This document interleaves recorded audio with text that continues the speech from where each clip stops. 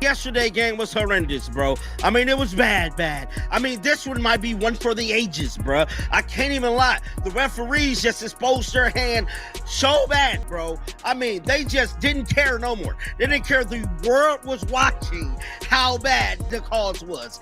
They didn't care at all. They was going to get their issue off against the Fever no matter what. And I'm here to tell you, that's exactly what went down, bro. I mean, they got their issue off in a major way, bro. I mean, there was countless of times I could literally look at the screen and know that was a foul. Hold on tight, because we recently discovered footage so crazy that it makes reality TV seem like a church service.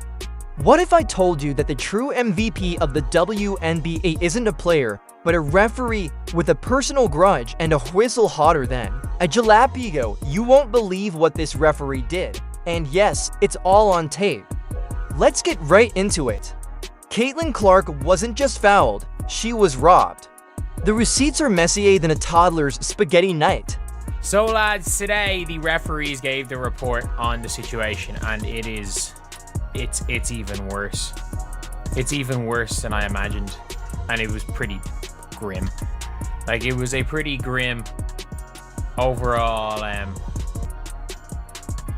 it was a pretty grim overall. Watching the WNBA and seeing how things are run, seeing how things are done, and after you've seen what it looks like to get it right, and you come in and see something looking really wrong, you're going to call it out. It is what it is.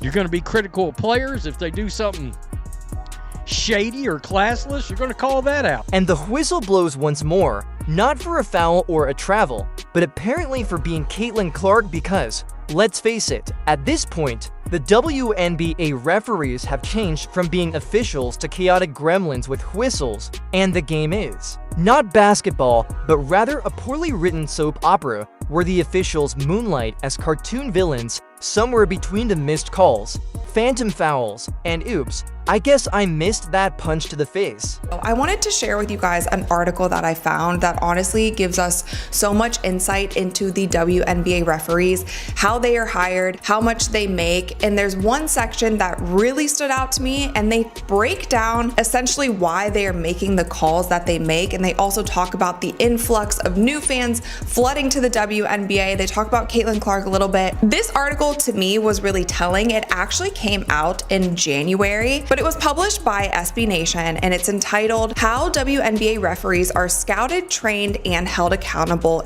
This isn't suspense, it's slow motion sabotage, and the audience is tired and no longer puzzled.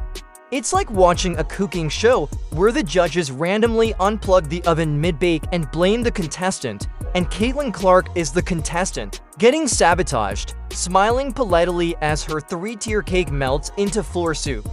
Corrupt referees aren't just ruining games.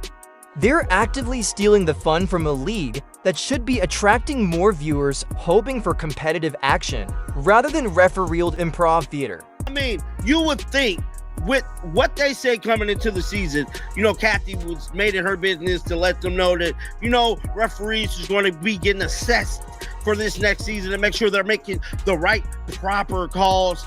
Man, at this point, we need NBA refs all the time, bro. I don't want these YMCA, junior league, high school ass referees, bro. We need real life refs because as of right now, they're costing the Indiana Fever major games that they definitely need to win. Let's be honest, this is the existential exhaustion that only arises when you realize that you could drop 60 points and someone would still call a charge because you blinked too hard. Caitlin appears exhausted, and she is carrying a franchise, a league, and half of women's basketball fandom on her back. And the referees are out here making sure her shoelaces are tied together during every possession. You remember how last year started? You remember the lopsided officiating that we got last year? The All-Star break comes around, the Olympic break rolls around, and then what did we hear from Lynn Dunn? Lynn Dunn goes on the Dan Dockage show, and she calls out the officiating. She calls out the referee. She calls out the WNBA. The lopsidedness that is being shown not in favor of the Indiana Fever. The clear biases when it comes to foul calls. The clear biases when it comes to not calling foul calls. Last year, it took us halfway. She is obviously depressed, Can you imagine being a top-tier employee who shows up every night to perform miracles only to discover that your biggest rival isn't even wearing the opposing team's jersey? Instead, it's the Zebras with whistles, who somehow managed to ignore real assaults while flagging her for simple movement as though she's breaking some obscure NBA anti-glow-up rule. Caitlyn unintentionally entered a world where logic doesn't exist, and Coach Stephanie White didn't just lose her cool. Instead, she donated it to science. She appeared to be auditioning for a Whose Line Is It Anyway reboot, with every prompt responding to yet another offensively poor call. The woman was pacing, screaming, and getting more and more irate like a human thermometer of injustice. There was less coaching of the officials were acting like it was jazz night at the officiating club, freestyling their own rules without even trying to be fair. Things a little bit holistically. I think Caitlin Clark is a really hard player to officiate, much like Diana Taurasi was throughout the course of her career, for a couple of reasons. Caitlin Clark regularly gets picked up in the full court. She also gets blitzed more over the course of her career than any player in WNBA history or in that period of time. And she also creates some contact herself on the offensive end of the floor. She is very difficult to officiate because of all of the contact that's happening around her all of the time. That being said, I was in contact with a number of WNBA coaches yesterday about this topic of the officiating in the WNBA, and all of them said it cannot be expressed in any other way. Caitlin Clark is being treated as though she committed a crime against basketball when all she did was make it popular once more.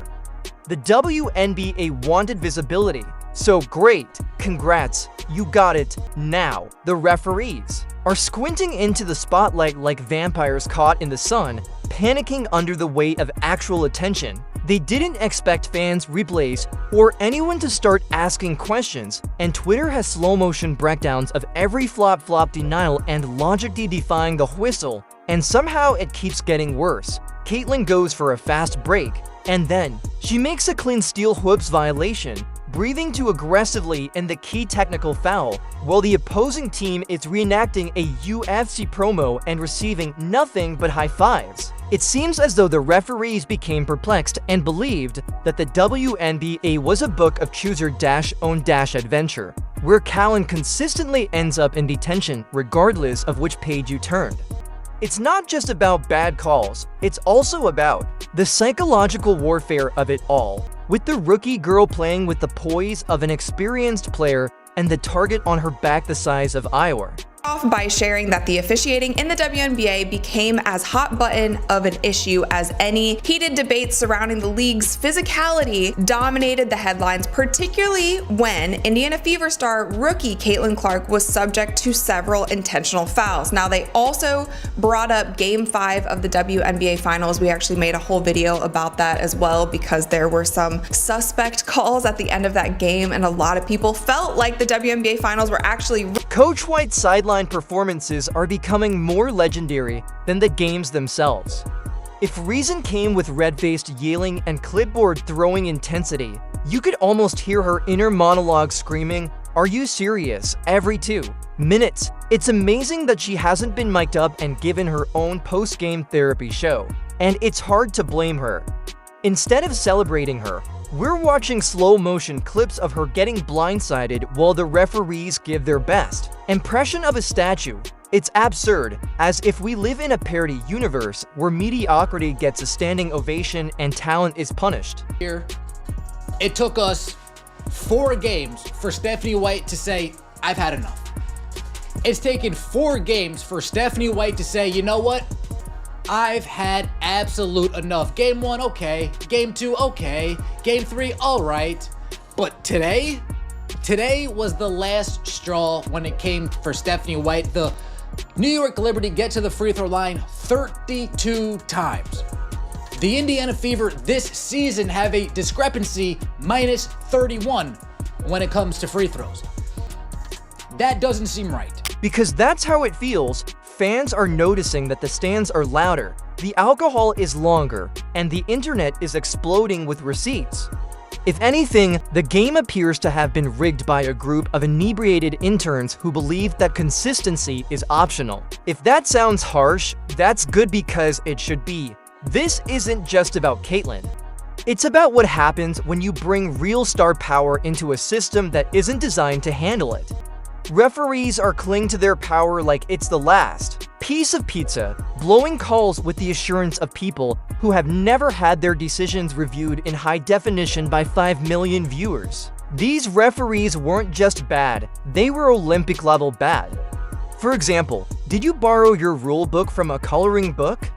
Caitlin's offense is playing to well, and their response makes it harder for her. If nothing changes soon, the final act won't end in applause. Instead, the audience will leave wondering why they ever trusted the script. And just when you thought the refereeing could get any more crazy, they turned the circus dial straight up 11. This is what the referee said happened. Why was JC Sheldon's foul upgraded to flagrant one? In the judgment of the officials, the foul by Sheldon was unnecessary. The contact to Clark's face. Furthermore, there was a wind-up and impact, and the contact to face carries potential for injury. How did you come to the conclusion that that is a flagrant one? How did you come up to the conclusion that it was unnecessary? There was a wind-up, and it was to the face.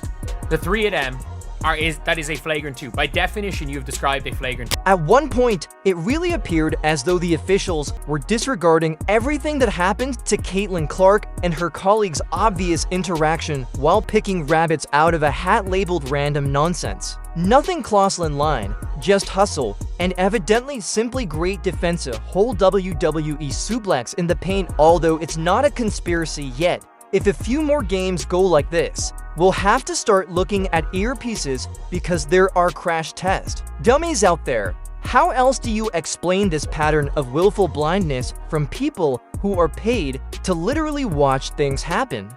It seems like the referees made a blood pact so they never see Caitlin Clark get fouled, regardless of how. Many times, she's flattened like a pancake on national television. Growing more understanding at this point, you begin to wonder if there is a covert meeting taking place at WNBA headquarters, one of those dimly lit smoke-free rooms where executives and blazers gather to discuss PowerPoints named. The referees are merely devoted foot soldiers carrying out the mission sabotage under the guise of officiating, and it's beginning to feel like the league wants this team to struggle like they're allergic to momentum every time Caitlin Clark finds her rhythm. The referees sabotage it with their whoops that looked like a good play. WNBA refs are the worst. They really are the worst. We gotta unpaint these narratives. They all have heart. All the mannerisms in basketball are the same. This is gonna be the same. Doesn't matter your color, your race, or your religion. That means I shot in your face. This means I'm clapping, I'm excited. How do you make basketball mannerisms about race? Make it make sense. Sometimes we might even push the ref. I'm in the heat of the moment. I'm not a bad person. Wait, hold up, wait. You be pushing refs, Angel? Well, I ain't never pushed them, but I've gotten in their face. You know what I'm saying? 'Cause, Even when you watch the MNBA, I would pray for, and Scott Foster sucks, but I would pray for a Scott Foster in the WNBA. Some of these women's refs, I don't know if you feel this way, Angel, but they have a... While all of this is going on, players from other teams are out here breakdancing on defense and getting free throws. It's a clown show, and everyone is laughing except for those who are attempting to play real basketball. And guess what? The commissioner is nowhere to be seen. A magic 8-ball would respond more quickly than her office players. Fans would erupt, commentators would become enraged, and this woman in charge would radio silence.